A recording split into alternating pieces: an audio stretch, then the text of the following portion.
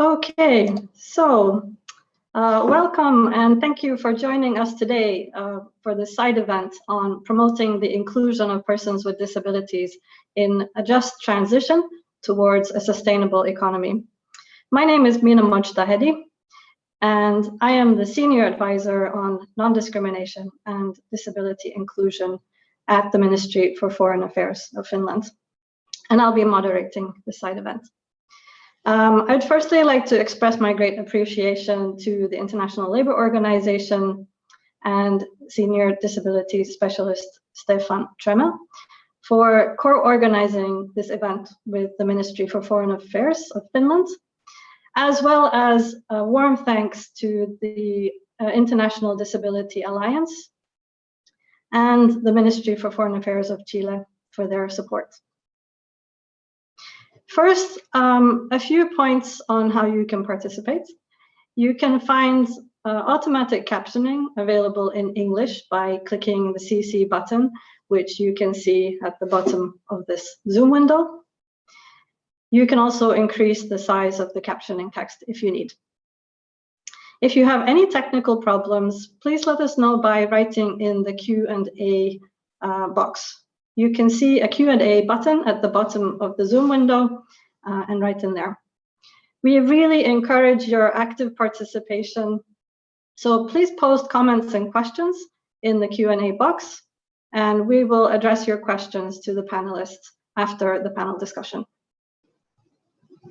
Now, it's my great pleasure to welcome Finland's Minister of the Environment and Climate Change, Krista Mikkonen, to start the side event with her opening remarks. Please, Minister Mikkonen, the floor is yours. Thank you.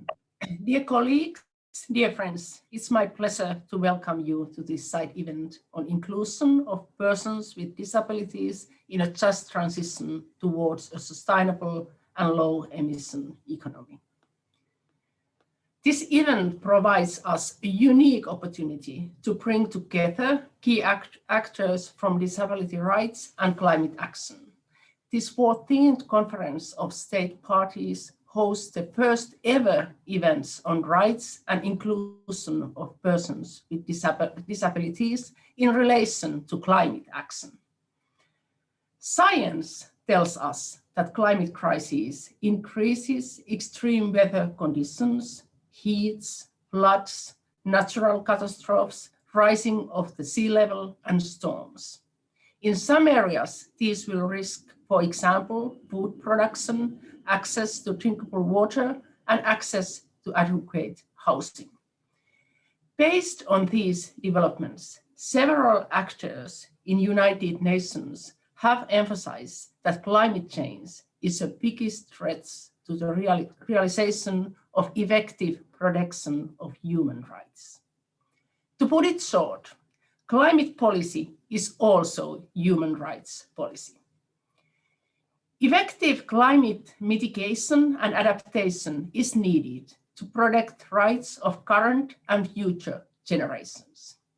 Therefore, Finland has set a target year to become carbon neutral by 2035 and carbon negative after that. We can only succeed in building an environmentally sustainable future if we keep everyone on board, if the transition is just.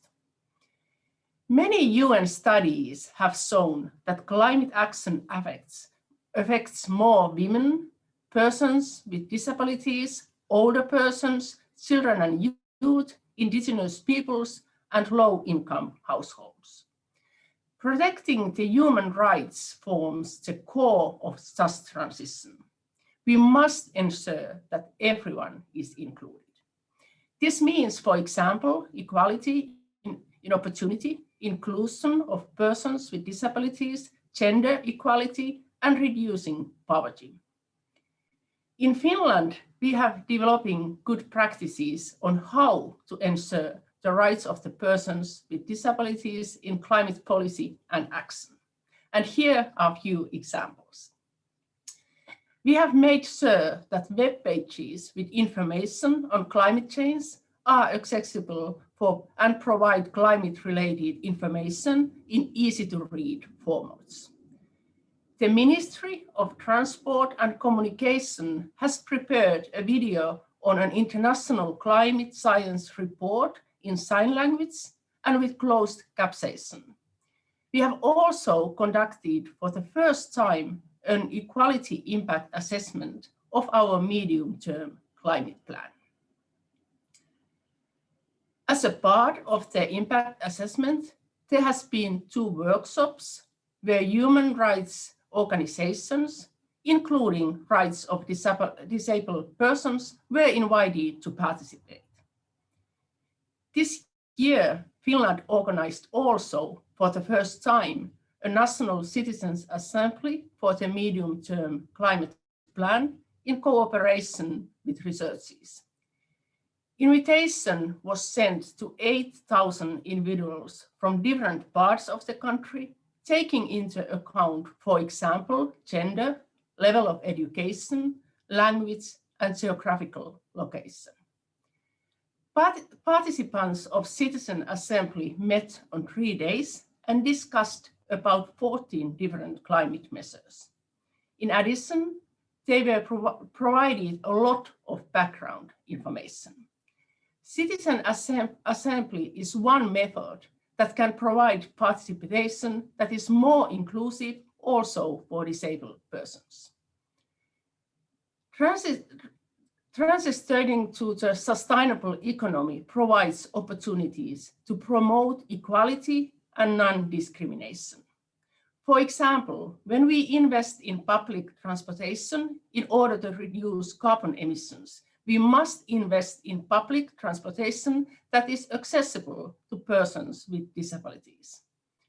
When we invest in innovation and technology, let's make sure it is accessible and inclusive to persons with disabilities.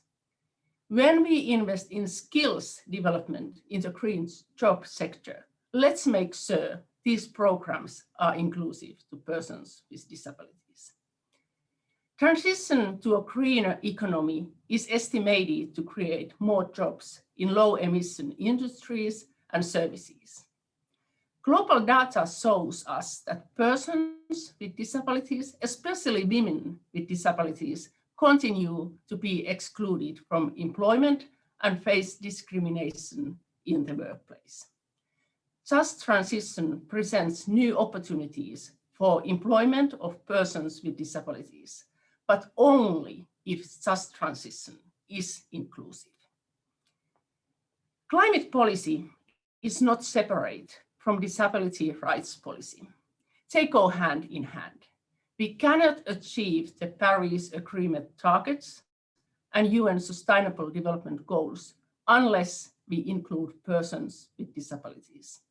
We must take action now so that persons with disabilities are no longer left behind from development and climate action. To succeed, variety of tools are needed. Among persons with disabilities, situations vary depending on age, gender, education, or for example, if they are indigenous peoples. One solution and approach may not fit for all. Dear friends, I hope the fruitful discussions we have today will be carried forward to the UN Climate Change Conference, COP26, held later this year. And even more importantly, that we will see an increasing number of persons with disabilities attending climate change conferences this year and in the future. Thank you.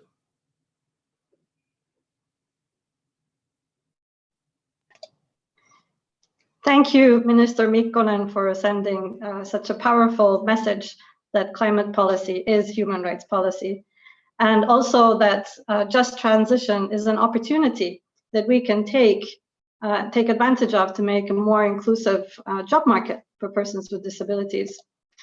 We'll take forward your call to action next in the panel discussion. I'd like to start by introducing the panelists, after which we'll have a few rounds of questions for each participant. We really encourage you to participate, and please post any questions and comments in the Q&A box. After the panel, we'll have time to address some of your comments and questions to the panelists. So I'd like to welcome our 4 panelists with whom we'll discuss what disability inclusive just transition means and what it can look like. And in particular, how we can take this discussion forward at the Climate Change Conference, COP26. First, it is my pleasure to welcome Mustafa Kamal Gay, who is the Global Coordinator of Green Jobs Program at the International Labour Organization. Mustafa has previously served as the head of Green Economy Advisory Services at the UN Environment Program. And he currently serves in the UN Framework Convention on Climate Change, the Katowice Committee of Experts on the Impact of Climate Response Measures. Next, a warm welcome to Pia Björkbacka, who is the advisor for international affairs at the Central Organization of Finnish Trade Unions, SAK.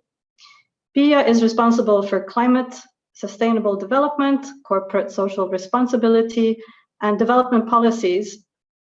And also she was one of the International Trade Union Conference delegates lobbying the just transition concept to be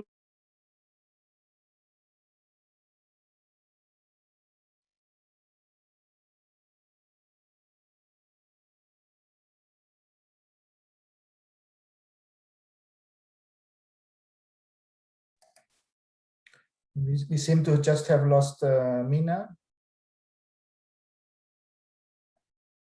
We had some connection problems. Sorry, this is Stefan from ILO coming in. We were just, Mina was just introducing the panel. Perhaps, Mina, you're back. Oh boy, okay. So I did the classic mistake of talking without the microphone on. I'll start over. Thank you for stopping me. No, we could hear you. We could hear you, Mina. The problem is, at a certain moment, you were frozen. So you had already introduced both Kamal and Pia. That was already done. All right, great. Okay, so I'll continue by introducing Javier Baesteros. And as I mentioned, unfortunately, Fernando Riaño, who was meant to join us from the Spanish disability organization Untitled Social Group, he was prevented at the last minute from joining us today. But in his place, we are very lucky to have Javier Baesteros, who is the CEO at Llevo, a company that has a joint venture between Untitled Social Group and Enagas, which is Spain's largest gas company. Welcome, Javier. And last, but definitely not least, a warm welcome to Paula Arroyave from the Secretariat of the United Nations Special Envoy of the Secretary General on Disability and Accessibility. Just checking that my microphone is still on and you can see me. So great. So Kamal, sorry, I keep saying Kamal, Mustafa, I would like to start with you. Climate action and just transition are fairly new to the majority of people working in rights and inclusion of persons with disabilities. Could you start by telling us why just transition is important?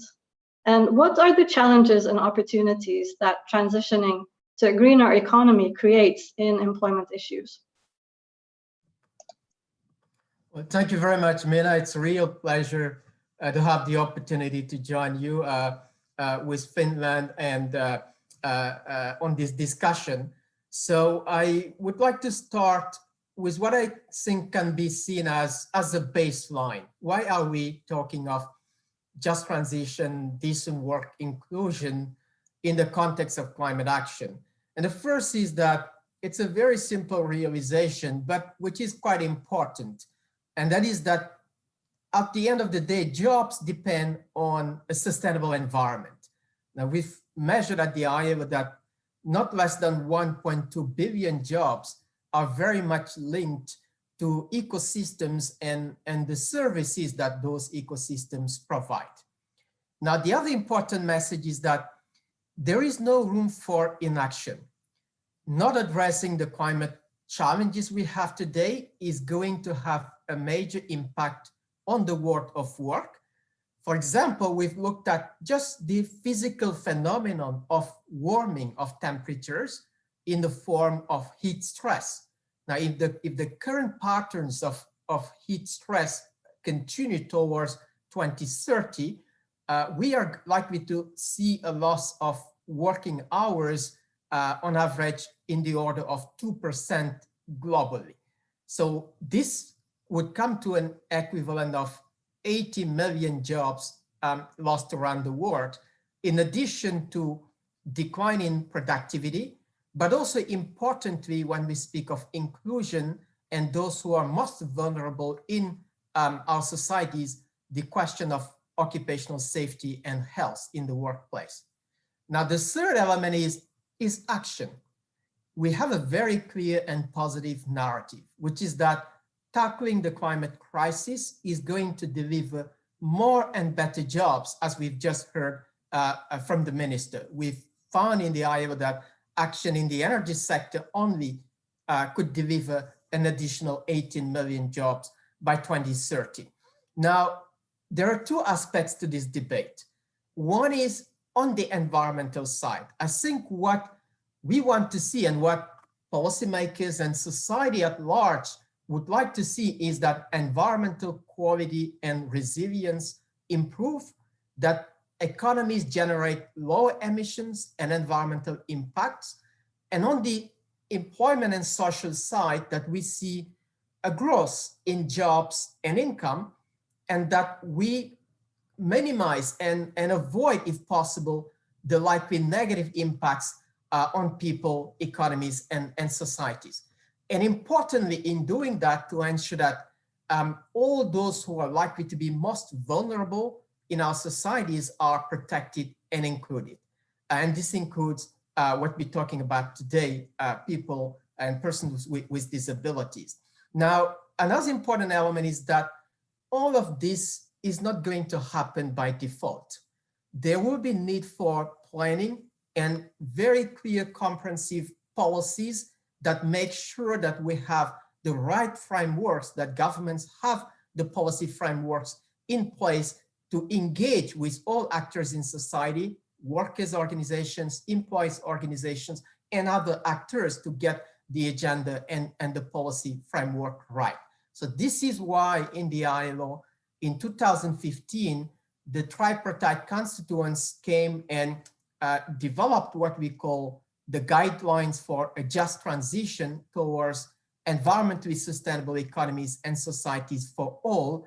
And those guidelines have at the center element of them inclusion, done through social dialogue, policy coherence, and making sure, as it is for the 2030 agenda, that no one is left behind. So these are some of the elements I think are important to have in mind as we start our conversation, and I look very much forward to engaging more specifically on the kind of policies that we need are needed for disability inclusion, where we see some useful examples and what we can learn from those examples.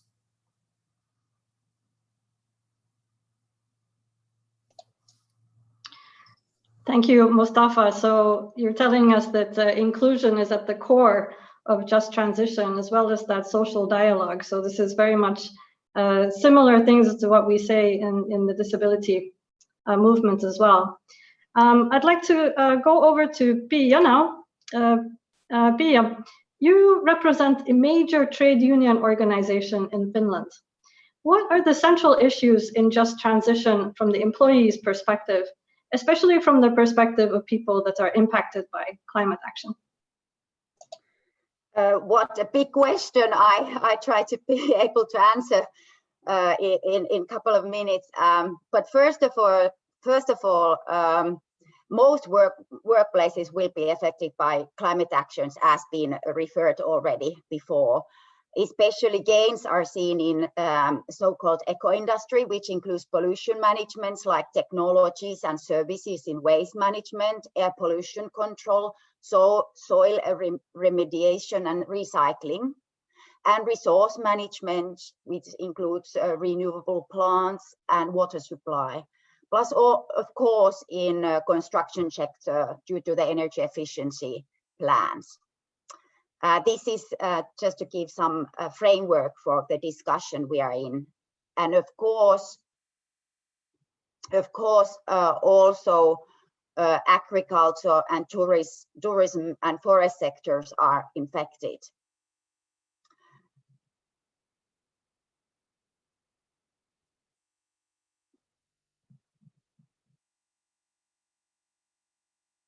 Okay.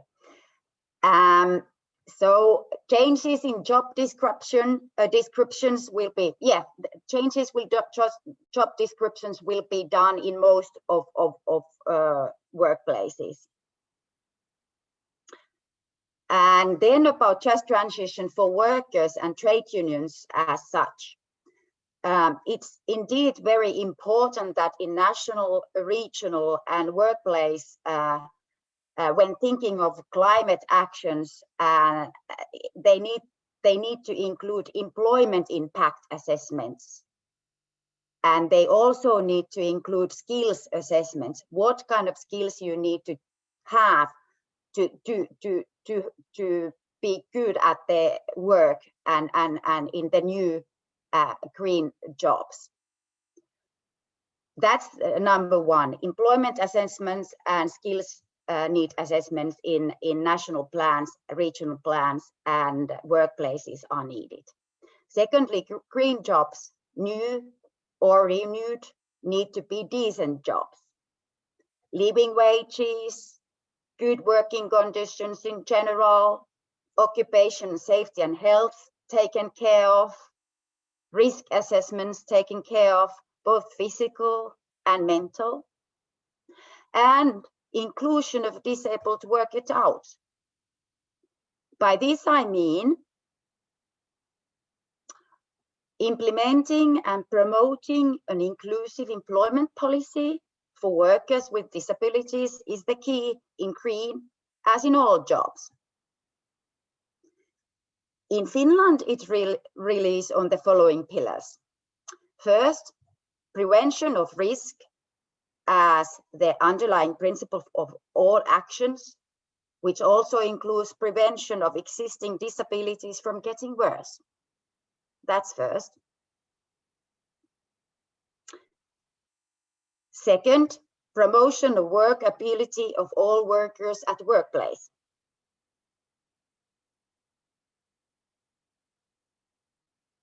And third, the provision of tailored service to workers with disabilities by occupational health centers. In Finland, every employee is entitled to occupational health care services provided and paid for the employer regardless of the nature and duration of the employment relationship.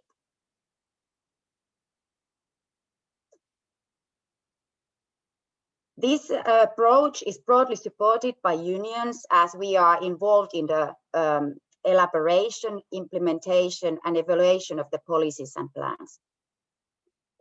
As a result, measures adapted with regard to the workers and disabilities should be fully included in broader employment policies. This is very important for us. But there are, of course, some gaps which need to be encountered. Measures should be adapted to improve the services provided to workers with the disabilities, in particular public employment services. Rehabilitation services should further adopt a multidisciplinary approach, including medical, vocational, and social rehabilitation to better cater to the needs of workers.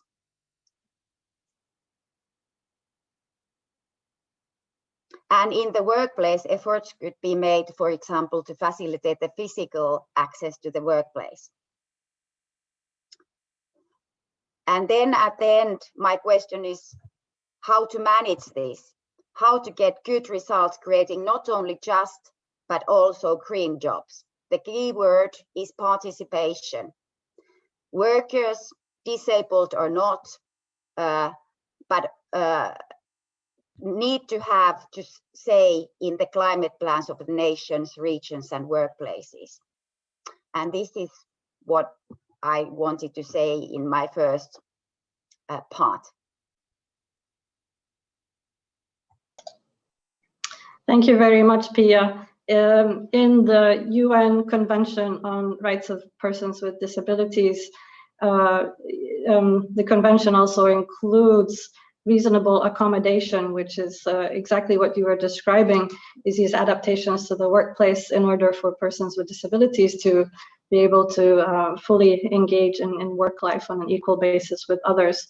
So it's very interesting to hear that also, you know, the decent work pillars are in line with this thinking.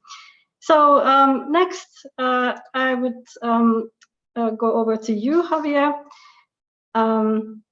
The Spanish disability organization Onte Social Group is one of your company's shareholders. And together, you've been working towards promoting employment of persons with disabilities in green economy initiatives. Could you tell us about this project and also about some main lessons learned from the project? Okay, thank you very much, Mina. Good morning for everyone. It is a real pleasure for me to be with you today talking about JEVO. JEVO is an initiative that allows from an entrepreneurial program at Tenagas, which is in an IBEX 35 company. We were founded in 2018 with the mission to offer an innovation solution to last mile delivery based on 3 pillars. 1, environmental sustainability, 2, technology, and 3, our people. We promote environmental sustainability by using clean energy vehicles, which are mainly gas and electricity.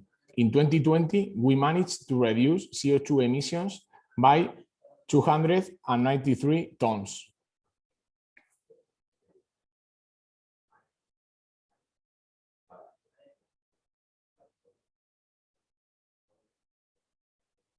Our technology allows us to provide a service of the highest quality.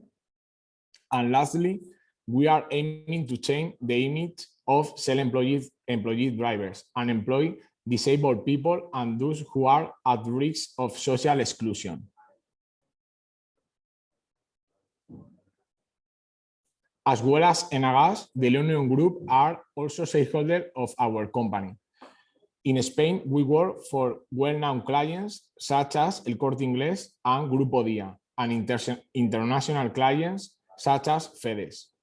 We currently have a fleet of 350 green energy vehicles, more than 400 employees, and deliver more than 2,100 packages a day.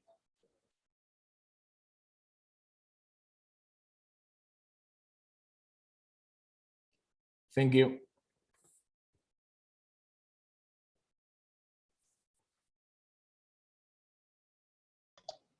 And Javier, just a quick follow-up question from this project. What are some of the things that you've learned through this project where you've been working towards employing persons with disabilities?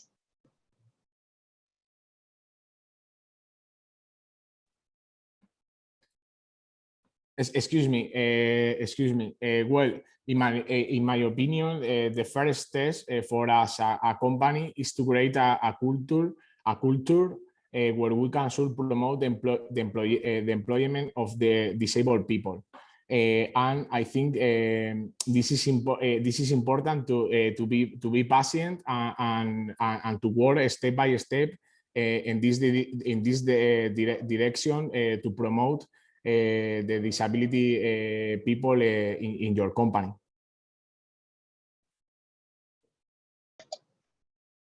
Great, thank you. That's really important. So creating an inclusive culture in the workplace. So next we have Paula from the Office of the Special Envoy.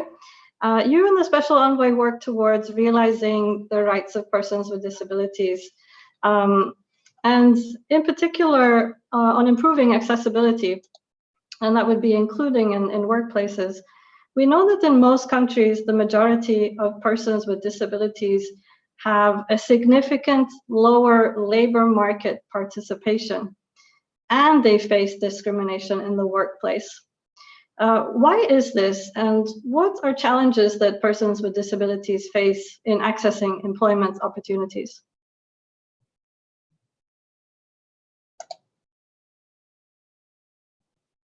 Paula, you have to turn your microphone on. Great.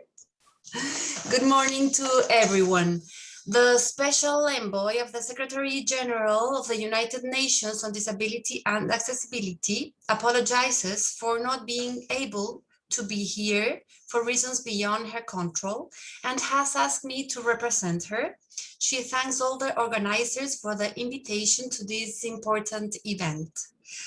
Among the challenges for persons with disabilities to access employment opportunities, and according to the Convention, it is necessary to focus on awareness raising. States parties undertake to adopt immediate, effective, and appropriate measures. The most important ones for this purpose are the promotion of awareness raising throughout society regarding persons with disabilities, and to foster respect for the rights and dignity of persons with disabilities, to combat stereotypes, prejudices, and harmful practices, and promote awareness of the capabilities and contributions of persons with disabilities. At the same time, promote recognition of the skills, merits, and abilities of persons with disabilities and of their contributions to the workplace and the labor market. In addition to this obligation of the states, we are all responsible for spreading awareness, and particularly towards public and private employers, either as persons with disabilities organizations, as local governments, as education sector at all levels, as media, as stakeholders, or as individuals. A second challenge is the access to education and lifelong learning. State parties recognize the right of persons with disabilities to education, realizing this right without discrimination and on the basis of equal opportunity. States parties shall ensure an inclusive education system at all levels and lifelong learning. This includes the availability and access to technology. We must remember the right of access for persons with disabilities to information and communications technologies and systems, including the internet, particularly in these times of pandemic and distance education. Without education and training, there will be no access to jobs. A third challenge would be regarding work and employment. As we know, states parties recognize the right of persons with disabilities to work on an equal basis with others. However, we need to highlight the prohibition of discrimination on the basis of disability with regard to all matters concerning all forms of employment, especially about the recruitment conditions, as we found lack of accessibility and reasonable accommodation in them. For example, it is important to bring down the barriers to generate job opportunities for persons with disabilities, and this is done through having access to the information of the position, reasonable accommodation for applications, interviews, and communications of the process.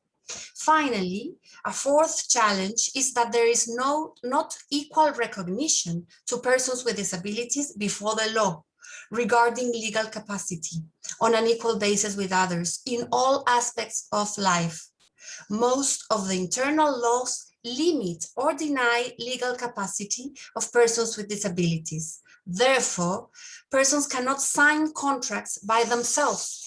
It is important to continue working to derogate these legal barriers, changing to the substitute will system to the will model with supports and safeguards. Thank you.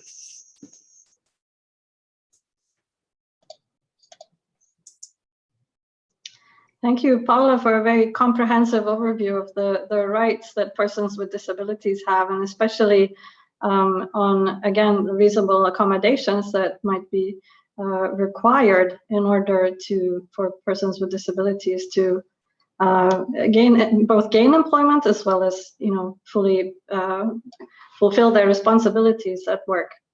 Paula, I would like to continue with you. So in this next round of questions, I would like to ask our panelists to share some examples of just transition initiatives that can be inclusive to persons with disabilities.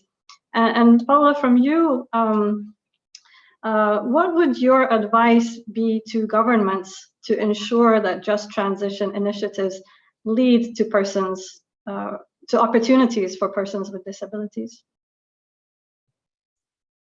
Well, our recommendations to ensure that just transition initiatives create opportunities for persons with disabilities are the following: wide promotion of the CRPD, full-scale promotion of international labor laws and ILO recommendations that serve as the basis for just transition.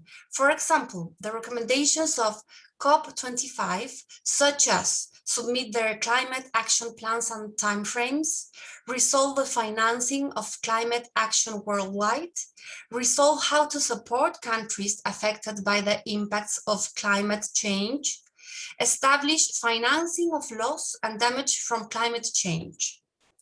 Then also our recommendation is the incorporation of labor laws into public policies and national plans of the ministries in each country and take them to local realities with an emphasis on accessibility and reasonable accommodation for persons with disabilities. Also, collaboration for this purpose between government authorities, local authorities, public and private employers, workers, and stakeholders with the support of international organizations.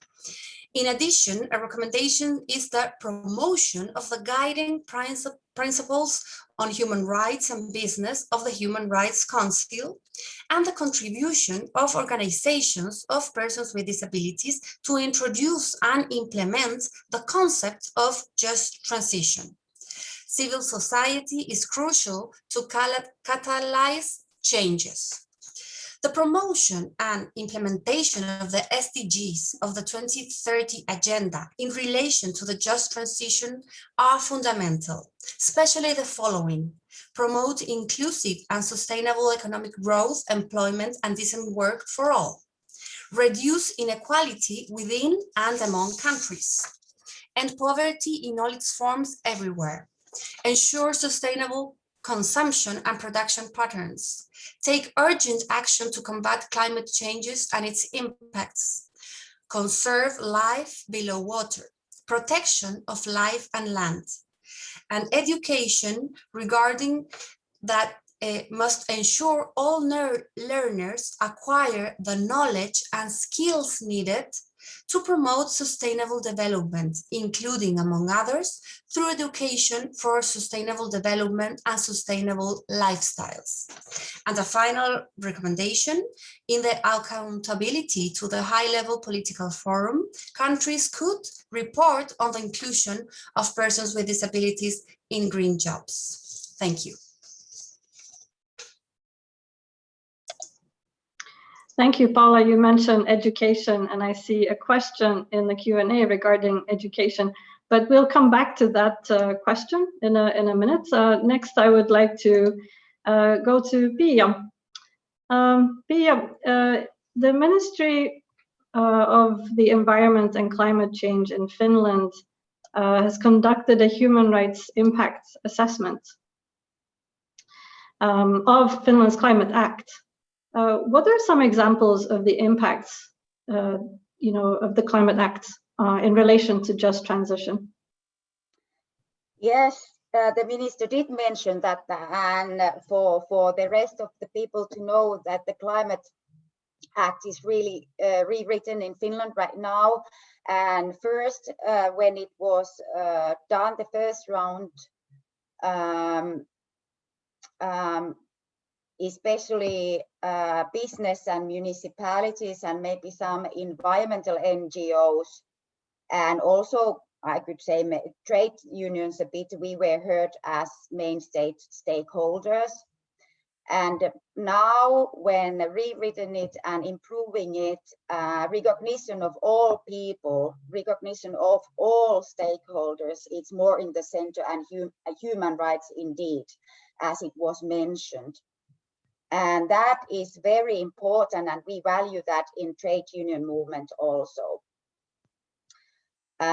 This recognition of all people, leaving no one behind, this is really a good starting point to improve the law. Now, what's going on in Finland, assessments have been partly done, and there's research about it, but it's still a process ongoing, so I don't know all about it, but my understanding is that at least special attention have been given to Sami people, the indigenous people here in Finland, and for their rights, for their land and for livelihood, and also for their culture. And also over generational aspect has been noted. Youth voice has been heard pretty well. What we would like to see in the result, of course, it's also attention given to the rights of workers, which means like rights for decent work and right to choose work, of course, and right to work that you really can live on, so the wage is good enough. And of course, it should be sustainable work too. And the same, of course, as we wish that the trade unions wish that the workers' rights are heard and taken into account. We wish that also the same for disabled people, especially, that they are also heard and they have the possibilities, or the assessments recognize also their needs. And so the stakeholder, what I want to, my last point is to say that now when the law is under preparation, it's very important that the law recognizes also disabled people, or not only, of course, trade unions I want to see there, but also disabled people as one group of stakeholders, so they have a say for the climate, national climate policy and how it should look like, and they should be heard. I think this is the direction I wish to see. Thank you, Pia. That's very interesting. So the human rights impact assessment is sort of opened or made more visible the entry points for civil society and the people affected by the Climate Act. And in this case, particularly, from our perspective, participation of persons with disabilities. And it's my understanding it's been lacking so far, but hopefully we'll have a change. Thank you. Mustafa, going over to you, from your global perspective of the green jobs sector, what are some examples of including persons with disabilities in just transition initiatives, recognizing also that, we know that, a lot of times persons with disabilities may end up working in low-paid jobs, part-time jobs, and so also not having access to those social protection that would otherwise be available. Well, thank you, Mina. I think that's a very important question, and I think from my perspective, where we see good examples is first about public policy, where governments are putting in place the right policy frameworks that recognize the specific needs of persons with disabilities in dealing with climate change beyond the addressing the deficits in the world of work. Now, when it comes to public policy, it's important to look at that at the national level, but it's also important to look at it at the state and subnational level. So one of the examples I maybe want to cite is in Ontario in Canada, where there is a specific accessibility for Ontarians with Disability Act. Now, once you have public policies of that nature at national, subnational, or state level, it makes it possible for companies to somehow align their policies. And I think when we speak of green jobs, what we also would like to see is those companies leading the way in the ecological transition to also take into account these issues of inclusion, and specifically the inclusion of persons with disability. There are a few examples that I can throw in our discussions here. If you take the case of Siemens Gamesa Renewable Energy, which is the second largest wind turbine company in the world, in 2017, they entered into a partnership with Pathway Plus, which offered internships to students with disabilities, and subsequently provided them with employment opportunities in the company. I think it's an important step, offering first that opportunity to come into the workplace. We have also seen, as I was giving the example of the Ontarian Accessibility Act, Siemens in Canada announced a multi-year accessibility plan for 2017-2021, which is meant to remove the accessibility barriers for their employees and also their customers, and therefore aligning with the Disability Act. Finally, I can give the example of Électricité de France, which is a member of the ILO Global Business and Disability Network. Électricité de France has established a multi-stakeholder network to support their employees with disability issues and to monitor progress against that disability action plan. So I think there are some examples of public policy, of initiatives by companies, but I want to say that as we stand now, we all realize that much more is needed in this area, but what we can already note and observe give us some examples of what is possible, and hopefully this can inspire other countries, other states, municipalities, and companies to follow the way.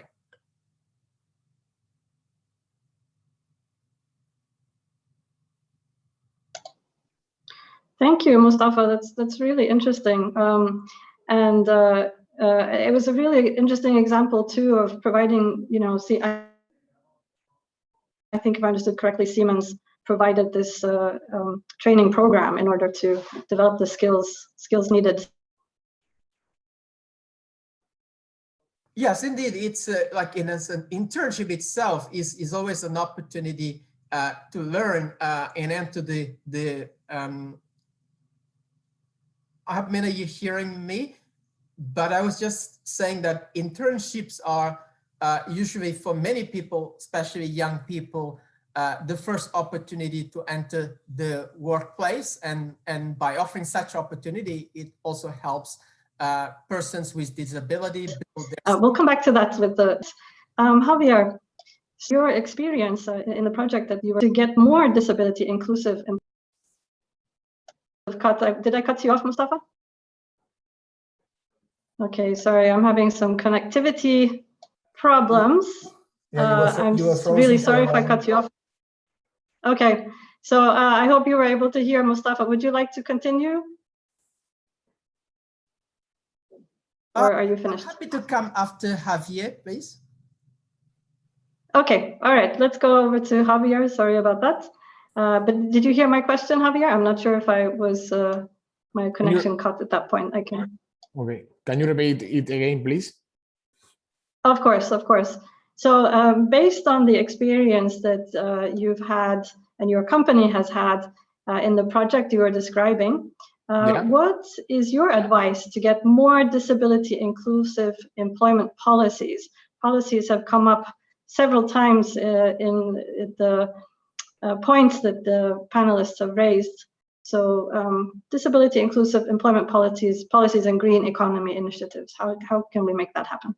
Okay, perfect. First, I want to speak our experience with personnel with disabilities. Here at Jevo, we are a relative young company with respect to our social culture, given that it began when Ilunion became part of our company 3 months ago. In this short period of time, we have been able to go from employing 3 people with disabilities to having 25. At the end, if you want, you can. In my opinion, as you told before, the first step for us as a company is to create a culture where we can should promote the employment of disabled people. This statistic as Jevo show that companies can go down this route if they wish. From now on, we need to be aware that like any change, because the manage of the manage is different, and we need to pay attention to what we are doing.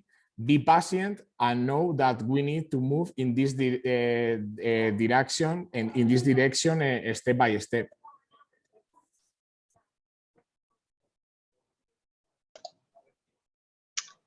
Great, thank you, Javier.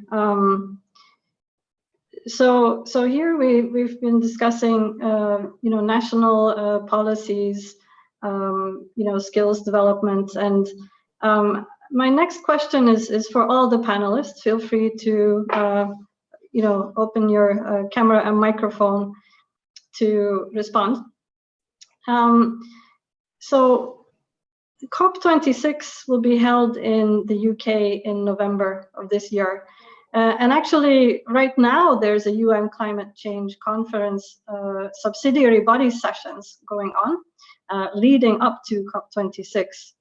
So to all the panelists, what is your advice on what we can all do to bring disability inclusion into COP discussions on just transition?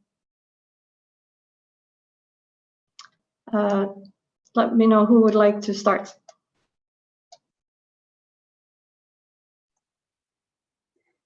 I can. Okay, Paula, go ahead if you want. Okay. Before answering this question, I would like to answer the question about education. It was in the chat previously, and about education, the answer is working not in parallel, as the question said, is working together between the organizations of work and the organizations in education, working together in awareness raising. I repeat, without education and training, there will be no access to jobs. So we need to make awareness raising for to the future workers, to the future employers, stakeholders, the future politicians, and the future governments, authorities. Next, I can answer that our suggestion for the COP26 is that organizations that represent persons with disabilities generate advocacy actions and networking with UN agencies, especially the UN Framework Convention on Climate Change, and state parties to include this issue at COP26, again with awareness raising. Thank you. Thank you, Paula, and thank you for answering the question on education. Let's finish this round about COP26, and then we'll continue with the education issue, which is very important. Pia, would you like to go next? Yeah, I was thinking about the same. It's important to do the advocacy work, not only towards the UN institutions, but in your own country, respective country, with other NGOs or stakeholder entities, like for example in Finland, okay, like in COPs there are 9 observer status entities like gender, trade unions, business, municipalities, farmers, and you join it. The disabled people, they don't have their own entity. I don't know if they are like constituency as such, but anyway, it's important to get on hold of those groups who are going to be there in the COP and try to do the advocacy and tell what you want to include and which point you want to have and discuss in the COP. And when talking about just transition, and if talking about work and how to have decent green works to disabled, then I would say that the main groups to talk, besides of course the governments, is the employers organizations and employees organizations. This is shortly advocacy and advocacy both in your own country, but also of course towards the UN, and if in the COP, then cooperation there and before the COP. That would be my advice.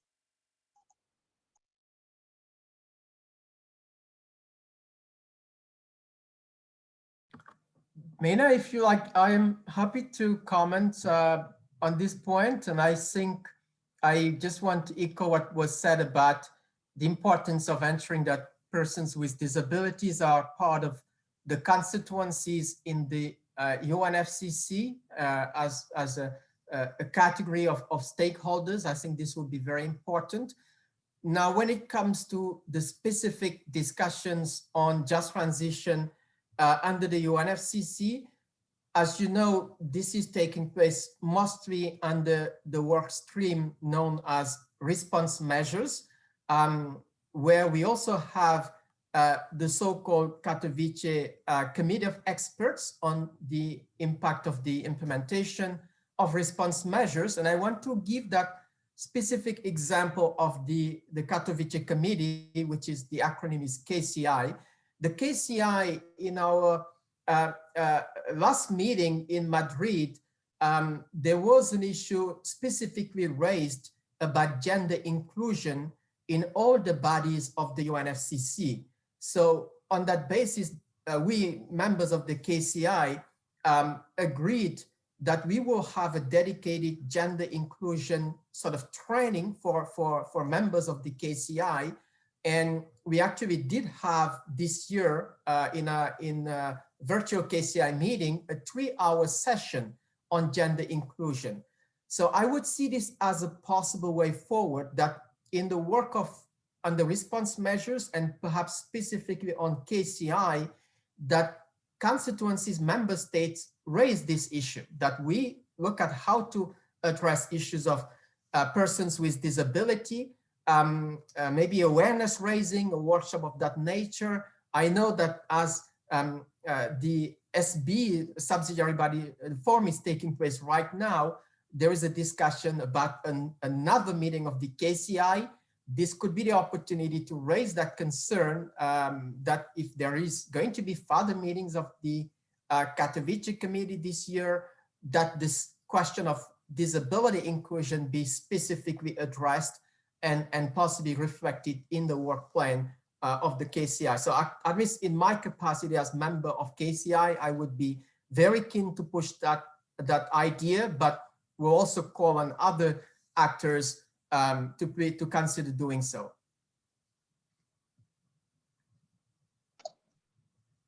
Thank you, Mustafa. Great to have you as an ally of taking disability inclusion forward. Do you have any brief comments? Something you would like to add, Javier? No, Mina, I agree with the rest of panelists in that question. I think the different stakeholders, as governments, companies, public institutions, should work to promote include people with disabilities. I think it is very important this stakeholder can do an effort to get this objective. Great, thank you, Javier. So before we go to the audience questions, I would like to welcome Izzy Laderman. We've all seen the exemplary climate activism from youth all over the world. Izzy Laderman is 18 years old and the founder of the NGO Disability Awareness Around the Climate Crisis. And she's here to share some comments and possibly pose a question to the panelists. The floor is yours, Izzy. Welcome. Thank you. Before I go, I'd like to say that unfortunately, Disability Awareness Around the Climate Crisis is not an official NGO because that's a lot of paperwork, but maybe one day. My name is Izzy Laderman. I am 18 years old. I am disabled and I am a climate activist. When I was 16, I founded the organization Disability Awareness Around the Climate Crisis because I found that climate movements either didn't know or refused to recognize that disabled people are disproportionately affected by the climate crisis. So congratulations to you all for being aware of that. But unfortunately, the work isn't done. I'm here today to remind you, leaders and organizers, that you cannot forget about us. We are all here today to talk about a just transition to clean energy. As I am only 18, just about to start college as a history major, and definitely not a scientist, I will focus on the first part of that phrase, just. Just is defined as based on or behaving according to what is morally right and fair. Just not only means making sure that no one is left behind, but that we perceive the issue from several lenses. The lens of disability justice, the lens of racial justice, the lens of class justice, and many more. You cannot separate disability by itself, and to do so would harm the many disabled people who hold multiple marginalized identities. The transition cannot be just if we do not include as many voices as possible, making sure their needs are met and that not only are they voices, but leaders. I can only be one voice. I only have my experience. I am not the beginning of this conversation, and I pray that I am not the end. Did you know that in the United States, disabled people can be paid less than minimum wage, some no more than $1 an hour? That is because our system defines value based on productivity, and disabled people either can't be productive as defined by a non-disabled society or are not given the accommodations that allow them to be productive. The reason this system was created was to incentivize employers to hire disabled people. Honorable intention, sure, but has been taken advantage of, and therefore people have been taken advantage of. This is unacceptable. If disabled people are to be a part of a just transition, that includes accessible jobs with built-in accommodations and a life-sustaining wage. We will have new clean energy jobs, and disabled people are more than able to have them, not only in the United States, but the world. Disabled people have value, not because of our productivity, but because we are human. All of you here have the opportunity to give us justice. You have the ability to change things, listen to our voices, and take action. As no one knows disability better than disabled people, you can ensure that disabled people are leaders and take a step into the background when necessary. You can and should listen to more people, learn from their lives and experiences, and work towards a transition that is truly just. I consider there to be 4 steps to change. The first step, learning the information surrounding the issue. The second, learning the issues you can take. The third, taking that action. And the fourth, passing information to others so they may continue the cycle of change. I am giving you the first and second step. It is up to you to do the rest. And with that, I pose my question to the panel. How will you ensure that a transition to green jobs is truly just and that disabled people are not only included, but leaders? Excellent question. How do we get people with disabilities to be leaders? So anyone from the panel like to respond?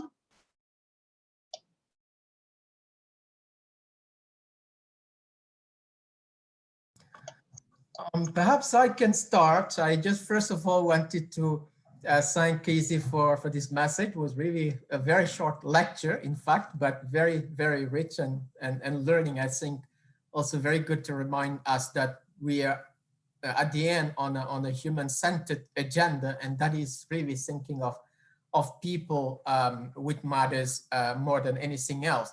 Now, I think how to make sure that persons with disability are not only part of this transition, the socio-economic benefits, but leaders is the first point. What is said, understanding what is needed. And I think in most of the analysis we've been doing, I should say even for us in the ILO, trying to measure the nature and scale that could happen of changes in labor markets as the consequence of climate change.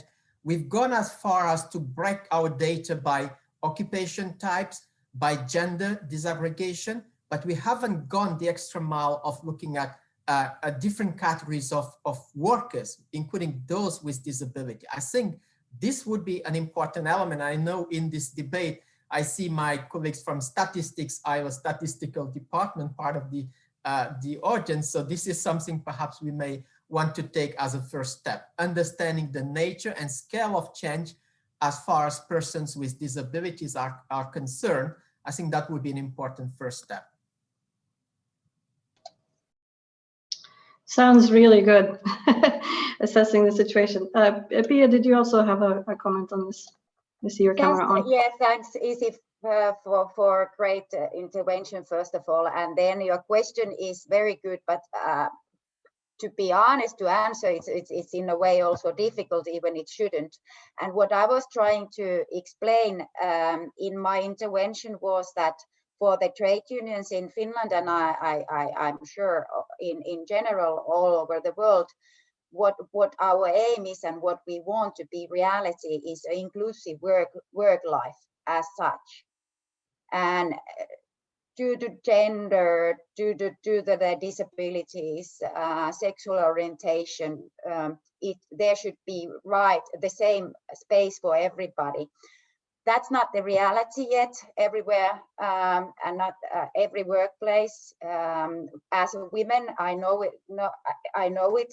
It's not even for women. That's self-evident as it sounds sometimes. But what I would say that first of all we need to be aware of the reality also that we are not there yet.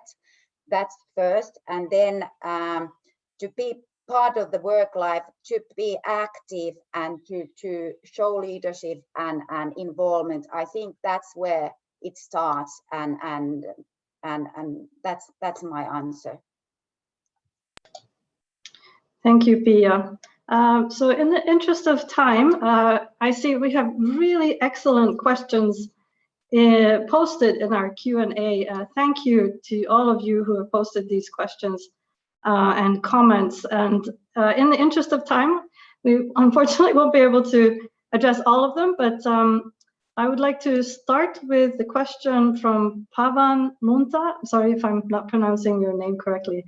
And perhaps this question is to both Kamal and Pia.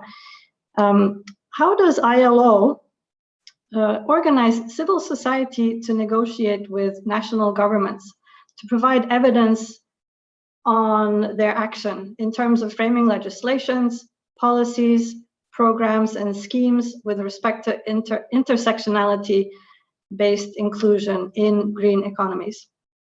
Big question. Would sorry, I keep saying Kamal. Mustafa, would you like to start? Yeah, sure. Thank you, Pavan. I think that's a very important question. I should say that the International Labour Organization is a tripartite organization. So that means that the constituents are representatives of governments, employers, and workers' organizations. So in that sense, what we would refer to as civil society at large are not a constituency of the ILO in that way. So we work through governments, workers, and employers to address all the issues of relevance to the world of work. So that also includes the issues of concern to what elsewhere we will label civil society. But in the context of the ILO, it's very much structured. It's not just an empty word of civil society, multi-stakeholders. We really have clearly workers, employers, and their organizations sitting together with governments, negotiating labor standards, monitoring their implementation, engaging in social dialogue, framing policies together. So I think that way of having the actors, the real actors in the economy together is a unique asset. But having said that, we also have this notion of tripartite plus, where beyond our tripartite constituency, we engage with other actors of society. But just wanted to say that that's the way the ILO works, and what civil society may consider as issues, we take them on board, but in a sort of different operational modality. Thank you, Mustafa. Pia, do you have anything something you would like to add to that very briefly? Very briefly, that's exactly how it goes. And one example is like the ILO guidance for just transition. And it was like prepared together with the employee and employers organizations and nation and the governments, just shortly. Okay, so we are running out of time. Thank you huge thanks to our panelists and also to our audience for excellent questions. And I apologize we were not able to get to all of them. This has been an extremely interesting discussion. At this point, I would like to extend my warm thank you to our sign language interpreters who make sure that our event is accessible to everybody. And now I would like to hand over to Stefan Trammell, Senior Disability Specialist at the International Labour Organization, for his closing remarks. Thanks, and over to you, Stefan. Thanks, Mina. And first of all, thanks to you for excellent moderation, apart from these specific moments of disconnection, which just made the whole thing even more fun. Great thanks to the panel, Pia, Kamal, Javier, Paula, and of course also Isi. Thanks for joining us at 2-something in the morning in Hawaii. So I mean, it shows your commitment to the issue. I think it's fair to say that disability inclusion in climate action is at the very early stages.